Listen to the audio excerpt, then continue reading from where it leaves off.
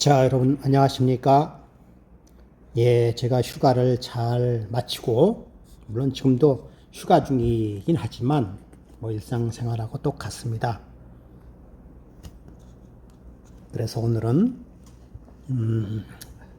사복음서 중에 마태복음 다섯 번째 시간 그리고 마태복음 3장을 함께 시작하도록 하겠습니다.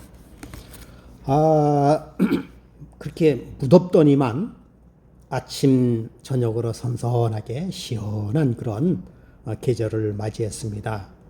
이 코로나가 잠잠하지 못합니다.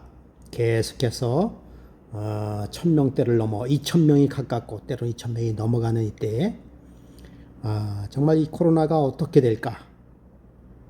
또 국가에서는 위드 코로나 여러 가지 대책을 세우고 있습니다.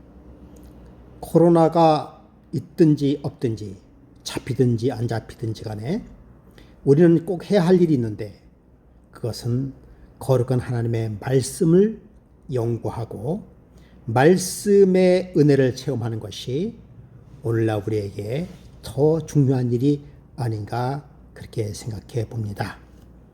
자, 오늘도 마태복음 3장 들어가도록 하겠습니다. 자, 여러분 성경책을 다 펴시고요. 노트를 준비해 주시기 바랍니다. 제가 PPT를 다 준비해서 이렇게 띄워드리는데 좋을 수도 있고 그렇게 썩 안 좋을 수도 있기 때문에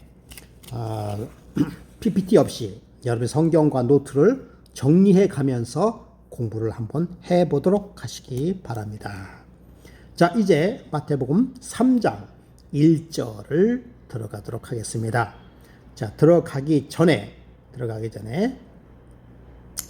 마태복음 제 3장의 특징에 대해서 잠깐 생각해 보도록 하겠습니다. 자, 마태복음 3장에서 3장 1절과 3절에 보면 그때에 침례 요한이 이르러 유대 광야에서 전파하여 가로되 회개하라 천국이 가까웠느니라 하였으니 1절과 2절을 통해서 마태복음 3장의 주제가 다 포함이 되어 있습니다. 그 다음에 3절에 보면 저는 선지자 이사야로 말씀하신 자라 일렀으되 광야에 외치는 자의 소리가 있어 가로되 너희는 주의 길을 예비하라 그의 첩경을 평탄케 하라 하였느니라 라고 이야기하고 있습니다. 자, 3장의 특징은 이사야의 예언에 관한 것이 나옵니다. 그러면 자, 이사야 예언인데 그 이사야 예언이 무엇입니까? 광야에 외친 자의 소리가 있어 라고 얘기하고 있습니다. 이사야서의 예언이 이제 곧 이루어지는 현실적으로 이루어지는 그러한 때가 되었다라고 하는 것입니다. 참, 이사야서는 예수께서 탄생하기 약 600여 년 전에 예언된 그런 책입니다. 광야에서 외치는 자의 소리가 있어 라고 하는 것이에요. 광야에서 외치는 자의 소리. 이사야 몇 장입니까? 예, 이사야 40장 3절부터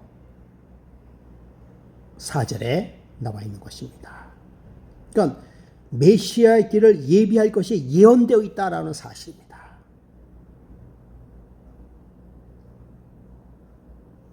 여러분, 이건 대단히 중요한 것입니다. 다시 한번 강조를 드리겠습니다마는 예언적인 사건, 그 예언적인 사건이 그대로 이루어진다는 사실은 매우 큰 의미를 가지고 있다는 사실을 우리는 여러분 기억하시기 바랍니다. 이사야의 예언이 먼저 시작이 되었다라고 하는 것입니다. 그리고 마태복음 3장의 특징 중에 하나는 뭔가 하면 예수님의 유년 시절에 대해서 나오지 않고 있어요. 유년 시절의 배경이 전혀 나와 있지 않습니다. 이게 마태복음 3장에서의 특징이에요. 그러면 그럼 여러분 예수님의 유년 시절에 대해서 어디에 나와 있습니까? 누가복음에 나오죠. 누가복음 1장과 2장에는 예수님의 유년 시절에 대하여 자세하게 설명하고 있습니다. 말라기서 이후에 400여 년 동안에 침묵이었어요. 무엇이 침묵이었습니까? 말씀과 기별이 침묵이었어요. 그 누구도 거룩한 하나님의 말씀을 외치는 자가 없었습니다. 그야말로 암흑의시기였습니다. 그런데 때가 참에 저 광야에서 한 외침의 소리가 들리기 시작했습니다. 그 광야에서 외침의 소리가 얼마나 강력한 외침이었는지 그때 당시에 유대인들이나 모든 사람들이 그 광야의 외침의 소리에 뭐 했습니까? 집중했습니다. 광야에 외치는 자의 소리. 왜 그랬을까요? 왜 그렇게 하나님께서는 당신의 복음의 사업을 나타내기 위하여 아주 극적인 수단을 쓰였습니다. 그것이 뭔가 하면 광야의 외침의 소리였습니다. 사실 침례 요한은 광야의 외침의 소리를 하기 위하여 거의 30년 동안 준비하고 있었습니다. 그는 젊은 시절달에 광야에서 하나님과 말씀을 나누고 깊이 말씀 속에서 젖어들며 자기의 때가 어느 때인지를 그는 말씀과 예언을 통해서 감지하고 있었습니다. 그는 예수님을 만난 적이 없습니다. 물론 예수님의 먼 친척이었지만 예수님은 서로 만난 적이 없어요. 뭐 지금같이 통신이 발달됐던 시대도 아니고, 그러나 마치 봄이 되면 땅속에서 잠자고 있던 개구리가 밖으로 나오듯이 영감을 가지고 있는 당신의 하나님의 백성은 때가 어느 때인지를, 때가 온다는 사실을 뭐 했습니까? 마음속에 깊이 간직하며 그 촉감이라고 해야 되나요? 영감. 예. 그 영감에 의하여 내 몸이 움직여야 된다는 사실을 너무나도 잘 알고 있었던 것이죠. 침례 요한의 등장. 정말 큰 그 바람을 일으켰어요. 오랫동안 400년 동안 타성에 젖어서 신앙생활을 하고 있던 그때 당시의 사람들의 마음속에 침례 요한의 기별은 불꽃 같은 기별이었습니다. 여러분, 그 기별의 특징이 뭔지 아십니까? 기별의 핵심이 뭔지 아십니까? 그 기별의 핵심은 회개하라고 하는 것입니다. 회개하라. 당시의 교권주의나 외식하는 지도자들 뿐만 아니라 오늘날 우리에게도 여전히 큰 기별이 회개하라는 것입니다. 이기주의적 상황에서 자기 희생으로 바꾸는 진실된 그리스도인의 지체가 되는 것이 바로 뭡니까? 회개인 것이죠. 자, 다시 한번 복습합니다. 마태복음 3장의 특징은 크게 두 가지로 나눌 수 있습니다. 무엇이에요? 이사야에 대한 예언. 이사야에 대한 예언. 그리고 두 번째는 뭡니까? 새로운 시대.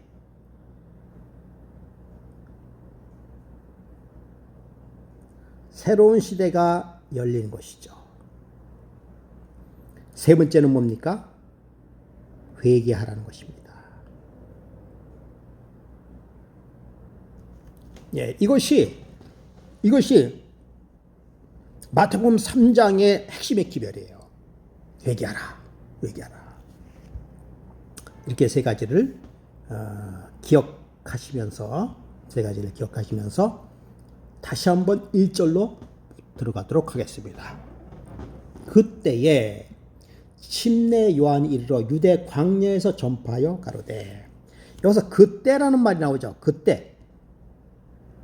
그때. 그때에. 여러분, 그때는 뭡니까? 복음이 시작되는 때. 복음이 시작되는 정한 때의 시기를 가리킨 것입니다. 그러니까 이제 복음의 때. 복음의 때가 뭐 했다는 것입니까? 시작이 되었다라고 하는 것입니다. 여러분, 갈라디아서 4장 4절에도 이런 말씀이 있습니다. 때가 참에 하나님이 그 아들을 보내사 여자에게 나게 하시고 율법 아래 나게 하신 것은 이라고 해서 때가 참에. 그러니까 이 때가 찬다라고 하는 의미는 오늘날 우리에게도 매우 중요한 그런 핵심이 되겠습니다. 여러분, 예수님께서 우리는 지금 예수님의 초림을 기다리는 백성이 아니라 뭘 기다리는 것입니까? 예수님의 재림을 기다리는 백성이 되겠습니다. 예수님의 재림도 여러분 기억하십시오. 분명히 때가 참에라고 하는, 그때에라고 하는, 분명히 하나님께서 원하시는 때가 있는 것입니다. 때가 참에, 그때가 있다고 하는 것이에요.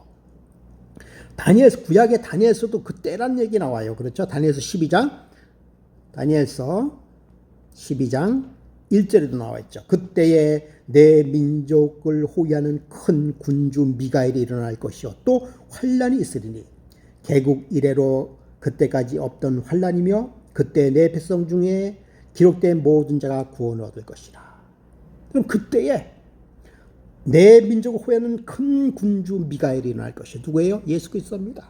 분명히 그때에 예수께서 일어날 것을 얘기하고 있습니다. 뭐 하기 위해서요? 재림을 맞이하기 위하여. 뭐 하기 위해서요? 당신의 백성들을 맞이하기 위하여 분명히 그때 일어날 것을 이야기하고 있는 것입니다. 만약에 예수님의 초림의 시기가 재림의 시기와 유사하다고 한다면, 그러나 우리가 여러분 아시다시피 예수님의 초림의 시기와 혹은 예루살렘의 멸망의 시기는 예수 그리스도의 재림의 시기의 등장과 유사한 부분이 많이 있다는 사실을 여러분 우리는 너무나 잘 아는 것입니다. 그리고 예루살렘의 멸망은 이 땅의 멸망을 또 의미하기도 하는 것이죠. 때가 있다는 것입니다. 때가 있다는 것이에요. 또 미가 3장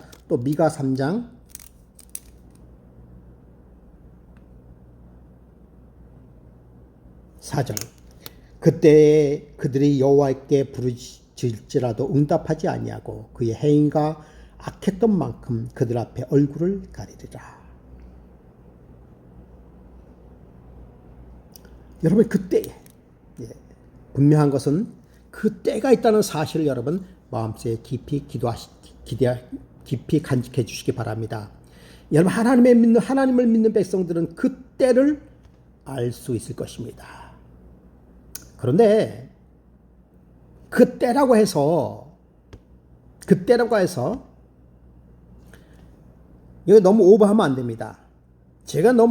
내 생각에는 너무 오버. 그 때라고 해서 뭐 몇 월 며칠, 몇 월 며칠이라고 그렇게 우리가 단정할 수 있을까요? 몇 월 며칠을 의미하는 것이 아니라 어떤 시작과 끝에 대한 그런 이야기가 되는 거예요. 물론 몇 월 며칠도 될 수 있겠죠.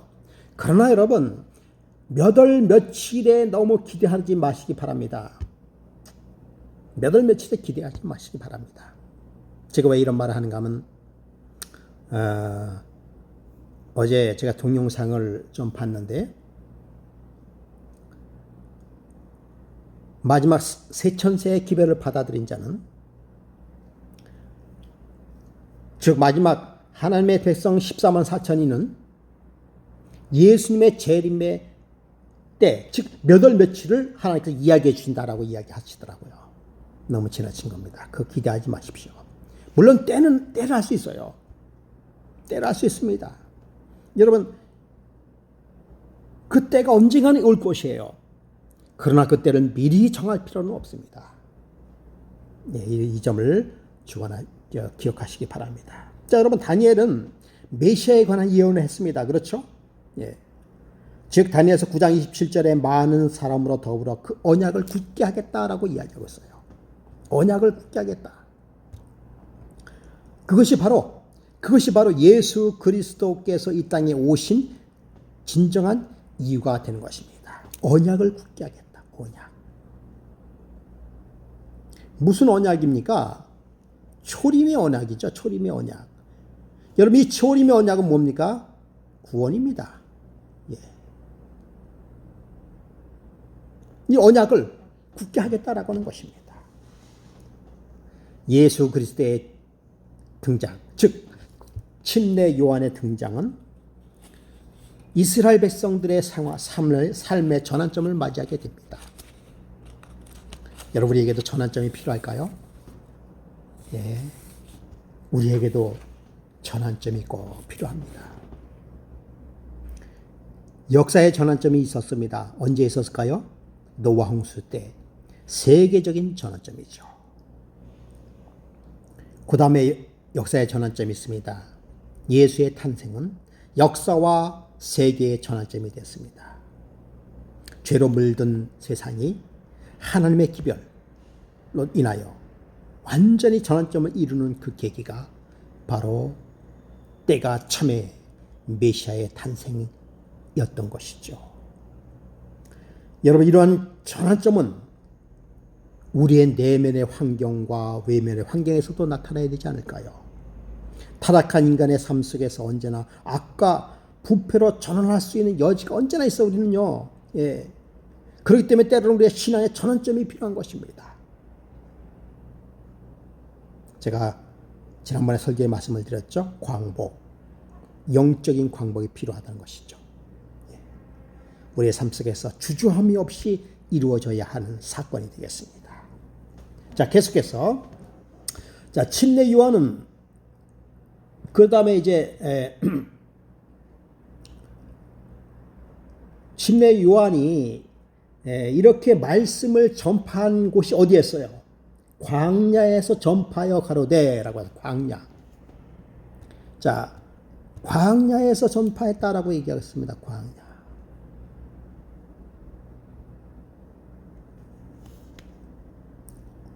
여러분, 이때 이 침례 요한이 있었던 광야는 유대 산지 동쪽 요르단 저지대예요. 남쪽으로는 사해가 있고요. 북쪽으로는 약복강의 약복강 강가의 그 석회질 같은 토양과 자갈과 바위 부스러기로 있는 그런 아주 심한 불모지였습니다. 광야가 그런 곳이었어요. 거기는 생명이 탄생될 수 없는 그런 아주 척박한 곳이었습니다. 생명이 살기에는 아주 그런 힘든 곳이었어요. 예. 누가복음 1장 8절에 보면 아이가 자라며 심령이 강하여지고, 침례 요한의 얘기입니다. 이스라엘에게 나타나는 그날까지 빈들에 있더라, 광야에 있더라라고 이야기하고 있습니다. 요한복음 3장 23절에 요한도 살렘 가까이 에논에서 침례를 베푸니 거기 물이 많더라. 그러므로 사람들이 와서 침례를 받더라라고 이야기하는 그 침례 요한의 등장에서 그는 어디에서 거했다? 광야에서 거했다라고 하는 것입니다. 자, 침례 요한이 이런 광야의 삶을 살았다라고 하는 것은 무슨 의미를 가지고 있을까요? 그러니까 예수 그리스도의 초림을 예비하는 초림을 예비하는 자들 누굽니까? 예, 요한이었죠. 그런데 그의 삶은 무슨 삶이었습니까? 광야의 삶이었어요. 그는 자신의 안락을 위해서 사는 사람이 아니었습니다. 자신의 영광과 안락을 삼아하는 그런 사람이 아니었어요. 그는 자신의 삶을 두드러지게 하는 그런 삶이 아니었습니다. 광야의 삶이었습니다. 여러분, 광야에서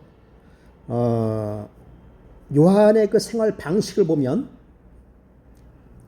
자, 4절에 보면 이 요한은 약대 털옷과 허리 가죽띠를 띠고 음식은 메뚜기와 석청이었더라 라고 이야기하고 있어요. 여러분, 석청은 뭔지 아시죠? 예, 나무나 돌틈 사이에서 이렇게 꿀을 저장해서 하는 야생 벌꿀이에요. 여러분, 그 광야는 아주 척박한 땅이지만, 그런데 광야에서 조금 벗어지는 그런 곳에서는 상당히 꽃이 많이 있어요. 왜 꽃이 많이 있었는가 하면, 아주 척박하니까 꽃이 더 일찍 핍니다. 참 신기해요. 여러분, 우리나라는 덜해요. 꽃이 그렇게 많이 없는 편이에요. 우리나라는 뭐가 많은 거예요? 수목이 많잖아요. 그죠? 나무가 이렇게 많은 것이죠. 근데 여러분, 그 광야에 가면, 척박한 땅의 광야 그 기슭에 보면은요, 꽃이 엄청나게 많습니다. 근데 꽃이 그렇게 큰 꽃이 아니에요. 아주 작은 꽃들이 쫙 깔려 있는 것을 봅니다. 척박한 광야일수록요, 꽃이 많습니다. 잎이 많지 않아요. 가지가 많지 않습니다. 우리나라처럼 이렇게 아주 푸른 그런 것이 아니에요. 다 죽어가는 그런 풀잎. 우리가 가을에나 볼 수 있는 누런 그런 풀잎만 보게 되는 것이죠. 물론 푸른 데도 있긴 있습니다만. 그런데 거기서 꽃이 피어요. 그러니까 척박할수록 일찍 꽃이 피는 것입니다. 여러분, 저도 코스모스를 이렇게 가끔 보는데요.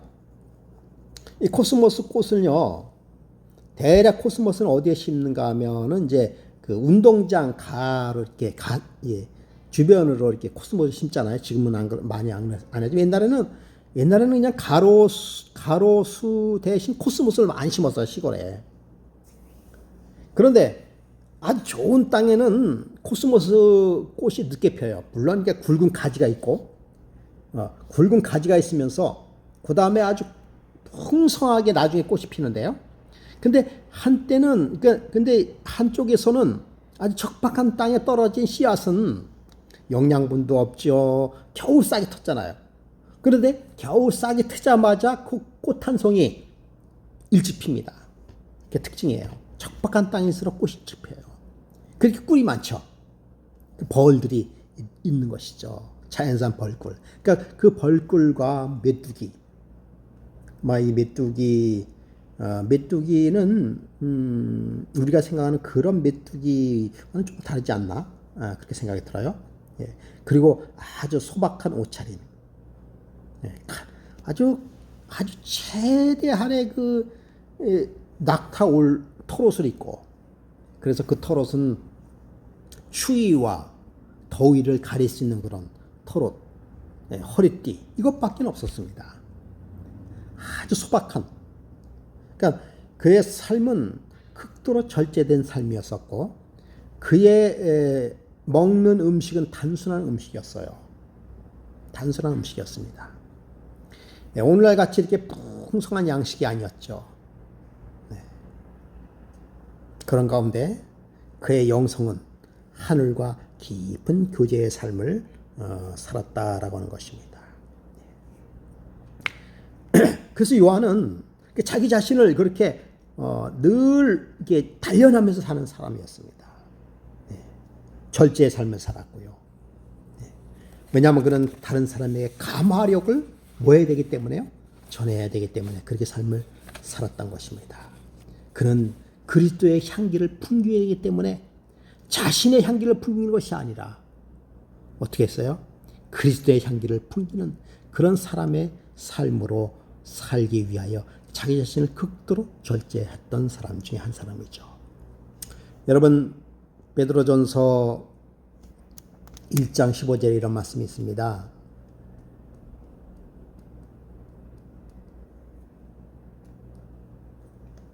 오직 너희를 부르신 거룩한 이처럼 너희도 모든 행실에 거룩한 자가 되라. 거룩이라는 것이 무엇인지 아시죠? 구별된 자. 거룩한 자.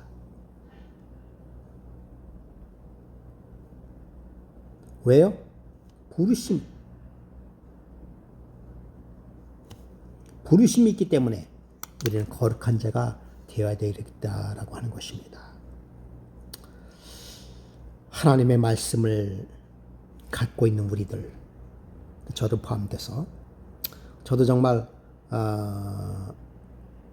때로는 단순한 음식이 필요하기도 합니다. 그리스도인들은 여러분 그런 걸 받아들일 수 있겠어요? 네? 그걸 받아들일 수 있겠습니까? 단순한 음식을 먹고 단순한 의복을 입고 그리고 그리스도의 가마를 풍겨나게 그리스도의 향기를 풍기기 위하여 늘 준비하고 있는 그런 자세. 그게 바로 선지자의 자세, 목회적 자세라고 볼 수 있습니다. 예. 저는 과일을 너무 많이 먹는 것 같아요. 과일을 탐하는 것 같은 그런 감이 드는데 그것도 좀 절제가 필요한 거라고 생각이 드네요. 단순하면서도 그리고 아주 그런 의미 있는 그런 삶이 우리에게 필요하지 않는가 그렇게 생각이 듭니다. 여러분 오늘날 마지막 그리스도 하나님 백성들도 마찬가지입니다. 네? 마찬가지예요.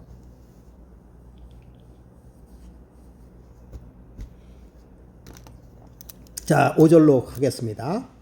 자, 5절. 그때 예루살렘과 온 유다와 요르단 강 사방에서 다 그에게 나와. 이게 다 요한의 기별을 듣고 이제 막 몰려들기 시작하는 것입니다. 예루살렘과 그 유다 지방과 그 요단강 주변에 사는 주민들이 침례 요한을 만나기 위해서 몰려들고 있습니다. 모든 사람들은 침례 요한을 뭘로 기대하고 있었어요? 선지자로 기대하고 있었습니다. 예. 요한을 많이 따랐어요. 왜냐하면 400여 년 동안에 조용했죠. 아무도 그를 따르는 아무도 기별이 없었어요. 그들은 뭘 기다렸습니까? 그들은 메시아를 기다렸어요. 언제나 메시아가 올까? 왜 이렇게 잠잠할까? 그런데 광야에서 외치는 자의 소리가 퍼져나가니까 그들은 누구를 만나기 위하여? 요한을 만나기 위하여 몰려들었습니다. 그런데 여러분 요한을 만나기 위하여 몰려들었는데 그들이 무슨 마음으로 몰려들었을까요? 그들이 무슨 마음을 가지고 몰려들었을까요? 이런 그들이 몰려들었던 이유는 뭔가 하면 그들이 메시아를 기다렸는데 뭔가 그 메시아가 나를 위하여 우리를 위하여 뭔가 어떤 능력과 그런 어떤 오늘날로 얘기하면은 어떤 민족적인 그 파워를 일으키는 그런 우리 민족을 이렇게 부흥시켜서 부강한 나라로 일으킬 수 어떤 그런 메시아를 기다리고 있었습니다. 그들은 오랫동안 로마의 지배 아래에 있었기 때문에 로마에서 그들을 구원할 메시아를 기다렸습니다. 그래서 어떤 능력 있는 자가 다 나타났어요. 보니까 키도 건장하고요. 허리에는 그 옷은 낙타 옷을 입고 허리에는 가죽끈을 메고 머리는 뭐 하십니까? 여러분 그냥 이렇게 그 자랐고 수염 덮수를 하겠죠. 뭐 수염 제대로 깎겠습니까? 그러나 그의 눈빛은 뭐 하는 것입니까? 초롱초롱 빛나던 그 요한. 어떻게 보면 그가 메시아인 것 같아요. 그가 지도자인 것 같이 세요. 그래서 요한의 수많은 사람들이 그리고 그에서 하는 그 말은 그동안 그들이 말씀에 들었던 그 말씀의 그 실지가 이루어지는 그 놀라운 그런 은혜를 체험하게 되는 것이죠. 듣게 되는 것이죠. 많은 사람들이 요한을 보기 위하여 몰려들었고 또 지나자 요한이 뭐 했습니까? 요한의 제자가 되기 위하여 몰려들었던 것이죠. 그런데 요한이 외친 기별은 뭡니까? 요한이 외친 기별은 그는 바로 내가 너희를 구원하겠다라고 하는 기별이 아니라 무슨 기별이에요? 회개하라라고 하는 기별인데 회개하라는 기별이었어요. 여러분 요한의 기별도 그렇고요. 예수님의 기별도 뭡니까? 회개하라는 것입니다. 회개하라. 천국이 가까웠다라고 하는 것입니다. 그런데 요한의 기별을 듣고 그들은 요한의 기별을 듣고 그들을 실천했을까요? 아닙니다. 아니었어요. 요한의 기별을 듣고 그들은 요한이라고 하는 인물에 대하여 관심이 있었지만은 요한이 말한 그 회개라 하라라고 천국이 가까웠다라고 하는 그 기별은 받아들이지 않았습니다. 안 받아들인 건 아니고요. 다 일부 소수만 그 기별을 받아들였어요. 그들은 회개하라 천국이 갔다 회개하라라고 하는 기별을 듣기를 원하지 않았어요. 우리 6절과 7절 한번 보겠어요. 자기들이 죄를 자복하고 요단강가에서 그에게 침례를 받더니 자기들의 죄를 그러니까 다 그런 게 아니라 일부는 그렇게 했어요. 일부는 그렇게 했어요. 7절에 보면 요한이 많은 바리새인과 사두개인들의 침례를 베푸는데 오는 것을 보고 이르되 독사의 자식들아 누가 너희를 가르쳐 임박한 진노를 피하려 하더냐라고 얘기하고 있어요. 그러니까 일부는 죄를 자백하고 요단강에서 그 침례를 받았지만 그러나 대다수의 많은 사람들은 뭐 했다는 것입니까? 요한의 기별을 받아들이지 않았다라고 하는 것이에요. 그래서 요한은 뭐라고 했습니까? 이 독사의 자식들아. 독사의 자식들아. 다른 말로 뭐라고 표현합니까? 뱀 새끼들아. 뱀 새끼들아. 누가 너희를 가르쳐 임박한 진노를 피하게 하더냐? 라고 이야기하고 있습니다. 여러분 사두개인과 바리새인들에 대해서 잠깐 좀 설명을 좀 해드리겠습니다. 여러분 바리새인들은 파라쉬라고 해요. 원래 바리새인들은 히브리어로 파라쉬라고 얘기했습니다. 파라라고 하는 것은 이제 곁에 혹은 쉬는 분리에 분리. 그러니까 분리하다라는 의미를 가지고 있어요. 분리하다. 사실 이들은 마카비 독립운동 초기에 BC 1167년에 신앙의 세속화를 방지하고 정말 청결한 삶을 살아가려고 그들은 모였던 단체입니다. 율법과 전통을 중시하면서 부활과 천사의 존재를 믿었던 그들이었어요. 여러분 그 시작이 좋았을까요? 예. 정말 그들은 하나님의 뜻대로 살면서 메시아를 맞이하기 위하여 준비하고 있던 단체들 중에 바로 바리새인들이었습니다. 그런데 그들은 너무 분리적인 태도를 취했습니다. 그리고 시간이 지남에 따라 성경적인 성결보다는 외모와 형식에 치우치는 외형적인 신앙 단계로 변화해 버렸습니다. 그래요. 혹시 우리가 바리새인이 되지는 않을까 또 우리가 한번 생각해 볼 필요도 있습니다.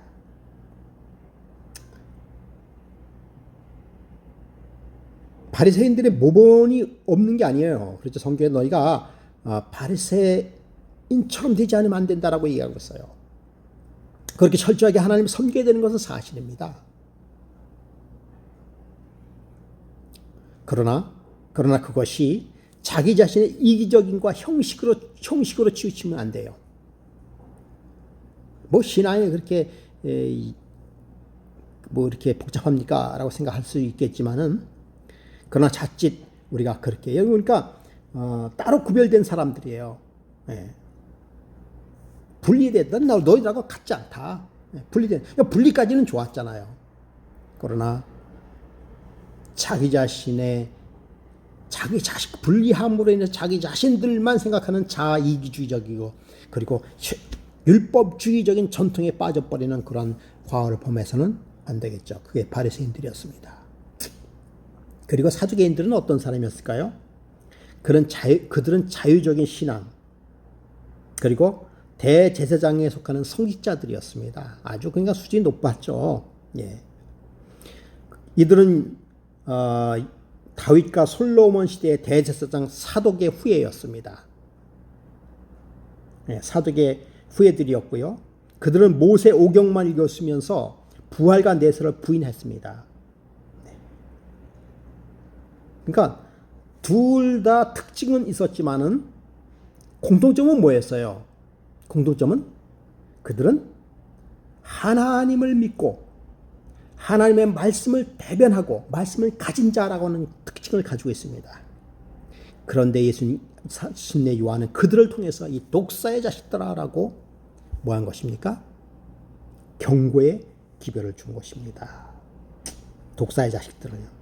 겉으로는 선민으로 경건한 척했지만은 속은 뭡니까? 독을 품고 있는 것이죠. 그들은 하나님의 임박한 진노의 대상이었습니다. 여러분, 임박한 진노는 믿는 자에게는 구원입니다. 그러나 하나님을 떠난 자에게는 뭡니까? 바로 진노의 심판인 것이죠. 여러분, 하나님께서는 오늘도 하나님의 말씀으로 우리에게 생명의 길을 걷도록 하시고 있습니다. 우리는 하나님의 말씀을 통해서 겸손과 그리고 순종의 삶이 필요한 것입니다. 겸손과 순종의 삶. 여러분, 정말 그것이 얼마나 필요한 것임을 우리는 너무나도 철저히 알게 되는 것이죠. 겸손과 순종의 삶. 하나님의 말씀에 순종해야 되는 것입니다. 자, 요한은 사두개인과 바리새인들에게 어떤 경고의 말씀을 했을까요? 8절에 보면 그러므로 회개에 합당한 열매를 맺고 라고 얘기하고 있습니다. 회개하라. 너희들은 회개에 합당한 열매를 맺으라 라고 얘기하고 있습니다. 뉘우침에는 회개에는 반드시 뭐가 있어야 되는 것입니까? 회개에 열매가 있어야 되는 것입니다. 참된 회개를 경험하지 못하면 회개가 그 관념적이고 가상적인 것에 불과할 수밖에 없어요. 거기에는 뭐가 없는 것이죠? 열매가 없는 것입니다. 회개의 열매는 곧 뭐의 열매예요? 성령의 열매입니다.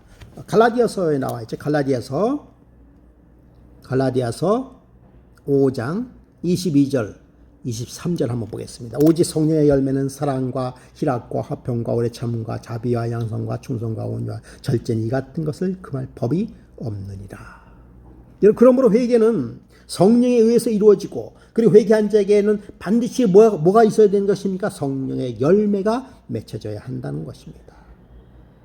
그렇다면 여러분, 매일 회개해야 될까요? 어떻게 생각하세요? 매일 회개해야 될까요? 필요하면 매일 회개해야 됩니다. 필요하면. 침례 요한의 기별이 회개하라고 하는 것이었다면, 그리고 정말 필요하다면 뭐 해야 되는 것이에요? 회개해야 되는 것이죠. 혹시 저와 여러분이 회개할 것이 있습니까? 필요하면 회개해야 되는 것이죠. 오늘날 회개하라 천국이 가까웠다라고 하는 그 기별은 오늘도 지금도 여전히 저와 여러분께 뭐한 것입니까? 유효한 것이죠. 유효한 것입니다. 9절 한번 보겠습니다. 계속해서 침례 요한은 사두개인과 바리새인들에게 이야기하고, 속으로 아브라함이 너희 조상이라고 생각하지 말라. 내가 너에게 이르노니 하나님이 능히 이 돌들로도 아브라함의 자손이 되게 하시리라 라고 얘기했습니다. 너희 속에 가지고 있는 너희는 아브라함의 조상이다라고 생각할 필요가 없다라고 하는 것이에요. 여러분, 아브라함의 조상이라고 하는 것은 아브라함의 조상이라고 했을 때 그 아브라함의 조상은 어떤 의미를 가지고 있는 것인지 아시죠? 예? 아브라함의 조상이라고 하는 것은 그들은 선택한 백성, 즉 택한 백성, 구원이 뭐한 것이에요? 보장된 백성이다라고 이야기하는 것입니다. 그러니까 너희가 구원이 보장됐다라고 생각할 필요 없다라고 하는 것입니다. 자칫 우리는 그러면 우리는 여러분 이런 질문 좀 듣지 않습니까, 여러분? 여러분 구원 받았습니까? 네? 여러분 구원 받은 백성입니까? 라고 질문하죠. 예. 대답할 수 있습니다. 대답한 것이 잘못됐다고 얘기하지 않습니다. 그러나 그것이 아브라함의 자손이다 생각하는 것처럼 구원이 내 삶에 보장됐다고 생각하는 것은 오해라고 하는 것입니다. 그렇게 생각하지 말라 이거예요. 예? 너에게 필요한 것은 지금 아브라함의 자손이라고 하는 그러한 자만심이 필요한 것이 아니라 뭐가 필요하다? 회개가 필요하다는 것을 이야기하고 있는 것입니다.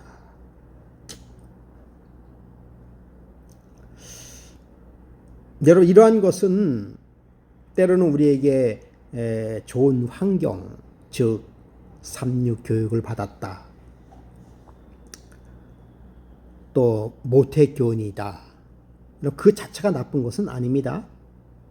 네, 얼마나 좋은 것입니까? 삼육 교육을 받고 모태교원이고 얼마나 좋은 것입니까?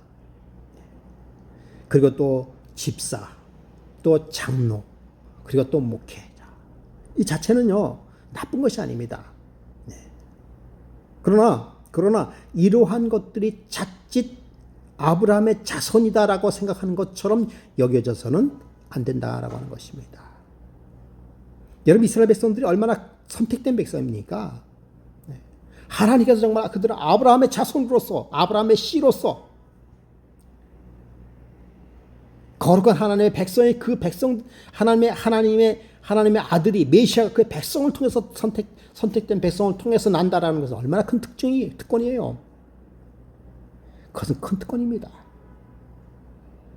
그래요. 모태교인이고 집사고 장로고 삼육교육을 받고 또 목회자, 얼마나 큰 특권입니까? 그러나 그것으로 인하여 뭐 할 필요가 없다는 것입니까? 하나님을 오히려 잃어버릴 필요가 없다라는 것입니다. 예. 그런 것일지라도, 아브라함의 자손일지라도 구원은, 하나님과 관계는 뭐라? 1대1의 관계다라는 것입니다. 이미 도끼가 나무에 10절에 보면 이미 도끼가 나무 뿌리에 놓였으니 좋은 열매 맺지 아니하는 나무마다 찍혀 불에 던지우리라. 이거 정말 이건 아주 강력한 말씀이에요. 예. 시간이 오늘 좀 끝내볼까 했는데요. 시간이 다 됐기 때문에 요까지만 하도록 하겠습니다. 조금만 더 하고 요까지만, 더 이상 나가지 않겠어. 10절까지만 하도록 하겠습니다. 이미 도끼가 나무에 뿌리에 놓였으니 라고 얘기하고 있어요. 여러분, 이 도끼가 나무에 찍혔다라고 하는 것입니다. 이거 뭘 얘기하는 것일까요? 심판을 얘기하는 것입니다. 심판을 얘기하는 것이에요. 그리고 재난이 임박했다는 사실을 이야기하는 것입니다. 여러분, 침례 요한이 광야에서 나타났을 때 우리가 오늘날로 봤으면 AD 30년이에요. AD 30년. 근데 이스라엘 백성들이 망하고 예루살렘 멸망한 것은 AD 몇 년입니까? AD 70년이에요. 그러니까 앞으로 40년 후에 그들에게 닥칠 고통과 고난을 미리 내다봤던 사도 요한은 그들에게 그 얘기를 하는 것입니다. 이미 도끼가 나무 뿌리에 놓였으니라고 하는 것은 회복이 참 쉽지 않음을 얘기하는 것이에요.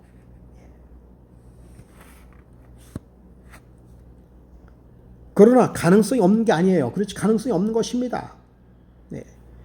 그럼 AD 70년에 티토스 장군에 의하여 1차 예언이 이루어지고, 네, 그들에게도 피할 수 있는 기회, 회개할 기회가 없었던 것은 아니었습니다.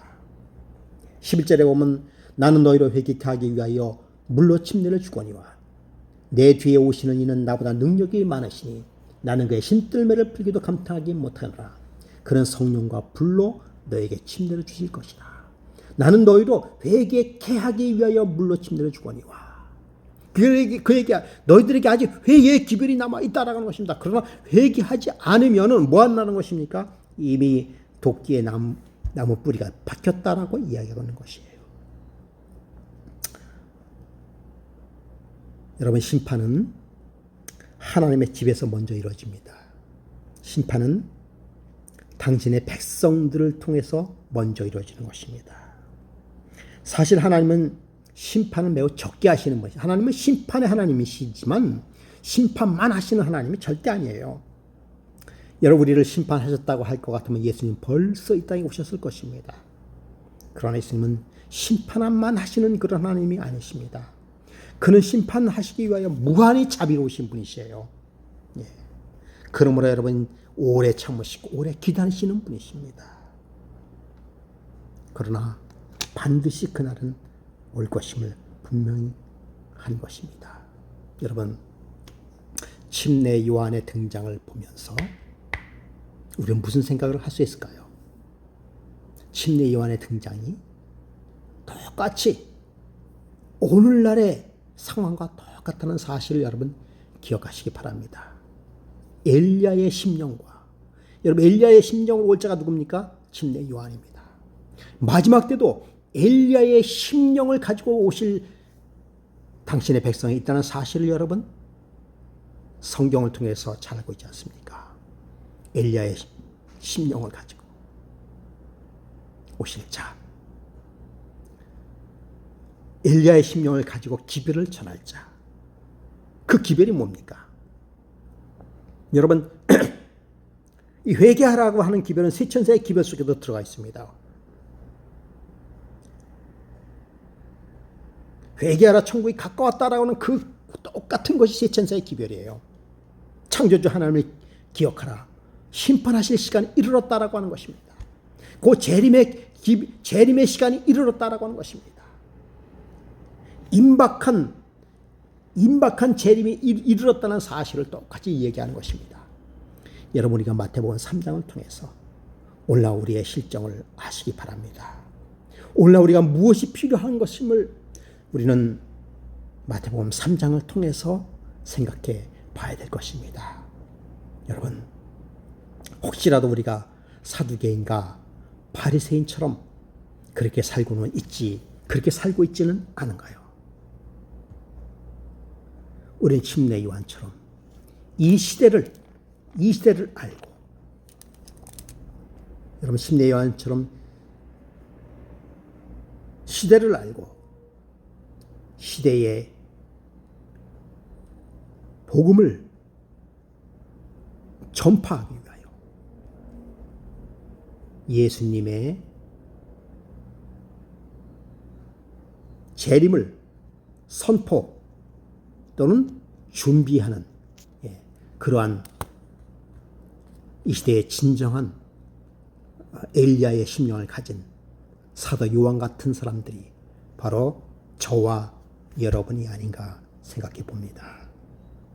여러분, 침례 요한을 통해서 우리 자신을 바라보며 또 곧 있을 예수 그리스도께서 오시는 그날을 준비하는 저와 여러분이 되기를 간절히 바라면서 말씀을 드리도록 하겠습니다. 대단히 감사합니다.